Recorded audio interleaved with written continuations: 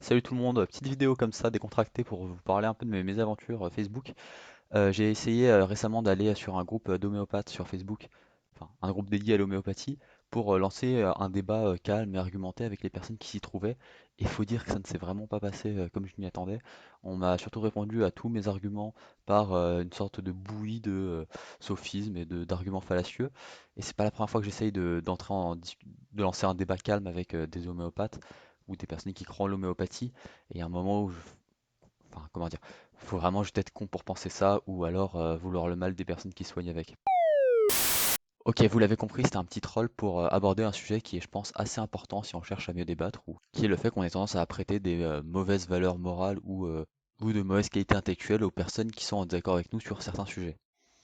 Avant que la vidéo ne commence, je tiens à rappeler que je vais parler ici de sujets dont je ne suis pas du tout expert et que je vais très probablement dire des bêtises dans cette vidéo ou dans d'autres de la chaîne.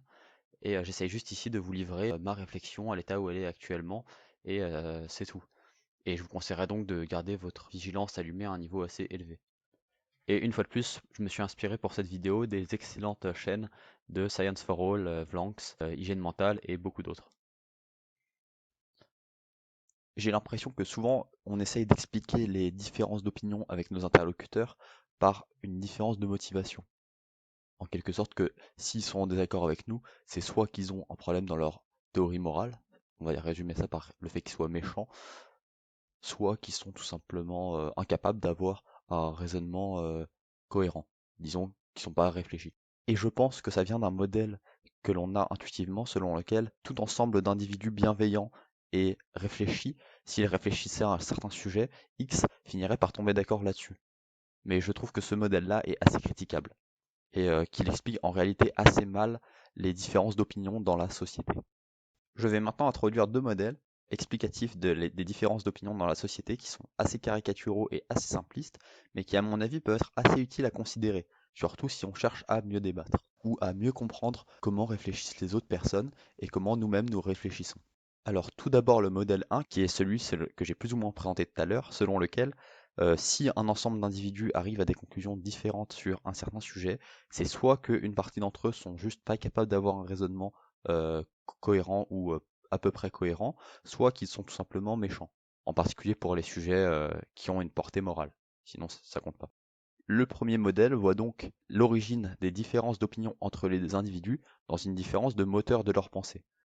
Et j'opposerai à ce premier modèle un second modèle selon lequel les différents individus ont, pour l'immense majorité d'entre eux en tout cas, des aspirations assez proches et cherchent autant que possible à mieux comprendre le monde ou à faire le bien, mais que cela n'est pas suffisant pour qu'ils arrivent tous aux mêmes conclusions.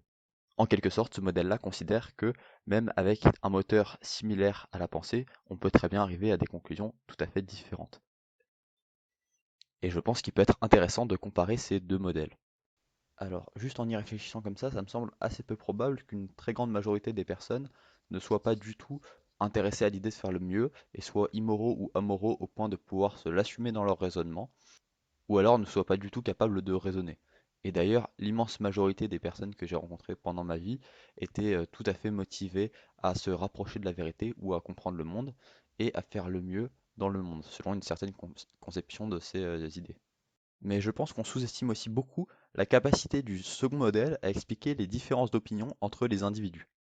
Alors pour voir ça, je vais introduire un personnage fictif qui revient très souvent dans les mèmes sur les fêtes de fin d'année ou les dîners de famille. C'est le personnage du tonton Réac. Alors ici, j'en ai une définition bien particulière, c'est n'importe quel individu dont vous êtes proche, que vous avez tendance à apprécier et à estimer, mais qui sur certains sujets en particulier euh, a un désaccord très très fort et très marqué avec vous. Je prends l'exemple du tonton Réac, mais vous pouvez le remplacer par le cousin gauchiste ou la cousine passionnée de telle ou telle thérapie alternative. Essayons maintenant d'analyser ce personnage à l'aide de nos deux modèles. Alors, le premier modèle, il a beaucoup de mal à l'expliquer, puisque ce désaccord, il peut s'expliquer que par une différence dans les raisons qui nous poussent à penser et dans nos capacités à raisonner.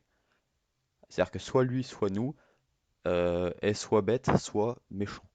Or, vu que je suppose que vous êtes vous-même convaincu de vos capacités à réfléchir au moins approximativement, et que vous êtes vous-même convaincu de votre propre bienveillance, ça veut nécessairement dire que c'est lui qui est soit bête, soit méchant. Et donc que, En apprenant votre désaccord sur tel ou tel sujet, vous apprenez par la même occasion que toutes les données que vous aviez récoltées qui vous avaient permis de vous faire de cette personne-là une idée de personne réfléchie et bienveillante étaient en fait fausses. Et ça semble assez peu probable et assez étonnant comme conclusion. Ou ça me semble en tout cas être une conclusion assez difficile à défendre. Le deuxième modèle, quant à lui, il n'a pas du tout de mal à expliquer ça et vous pouvez très bien être tous les deux aussi bien motivés à faire le bien autour de vous et aussi bien motivés à bien réfléchir. Et cela n'empêche pas que vous ayez des désaccords. Et puis, vous avez tous changé d'opinion au moins une fois dans votre vie, et c'est pas pour autant que, à l'époque où vous souteniez une théorie qui aujourd'hui vous semble idiote ou une idéologie qui aujourd'hui vous semble mauvaise, que vous étiez à cette époque-là soit incapable de raisonner, soit méchant. Et quand on y réfléchit, ce qui nous fait construire nos raisonnements, c'est le fait de penser ou de découvrir tel ou tel argument ou telle donnée qui va nous permettre de modifier un peu nos curseurs sur tel ou tel sujet, et le fait de découvrir tel ou tel argument ou d'y être confronté par l'extérieur, c'est un phénomène qui est assez aléatoire. Et si on ajoute cela à tous les biais cognitifs qui font qu'on va avoir tendance à persévérer dans la même direction dans laquelle on a commencé à aller, il n'est pas du tout étonnant que différents individus, pour des raisons initialement aléatoires, se retrouvent malgré leur même bonne volonté à arriver à des conclusions radicalement différentes. Alors maintenant, ce qui peut être intéressant, c'est de voir ce que ces deux modèles nous invitent à faire et à penser.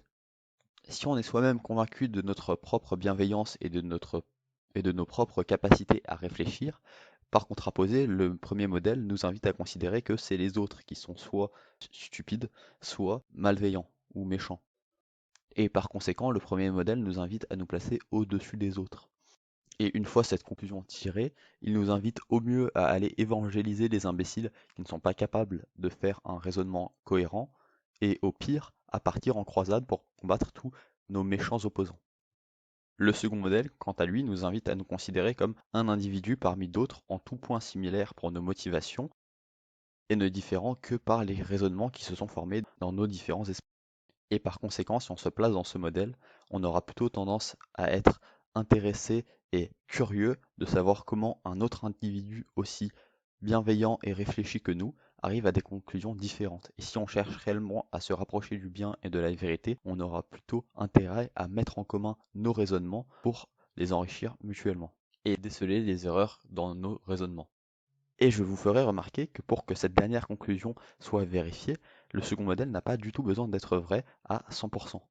L'existence d'individus méchants ou imbéciles ne remet pas du tout en cause cette conclusion, pourvu que le modèle 2 soit vrai dans ne serait-ce qu'un cas. Il suffit qu'il n'y ait qu'un seul individu réfléchi et bienveillant qui soutienne cette idéologie ou cette théorie qui vous énerve tant pour que vous ayez intérêt à mettre en commun vos raisonnements avec elle. Et si vous n'arrivez pas à croire qu'on puisse soutenir telle ou telle chose tout en étant bienveillant et réfléchi, pensez à votre tonton Réac et rappelez-vous qu'il y arrive très bien. Merci à toutes et tous pour votre écoute. Alors dans la dernière vidéo, Sapumali m'avait fait remarquer que j'avais oublié de mettre une description à la vidéo et que j'avais notamment oublié de mettre les liens vers les chaînes de Science for All et Blanks, anciennement Alexandre Technoprog. Alors ça a été corrigé, et merci pour ton commentaire, Sapumali. Une fois de plus, n'hésitez pas à laisser un commentaire, surtout si vous n'êtes pas d'accord, c'est ce qui fait avancer le débat. Salut!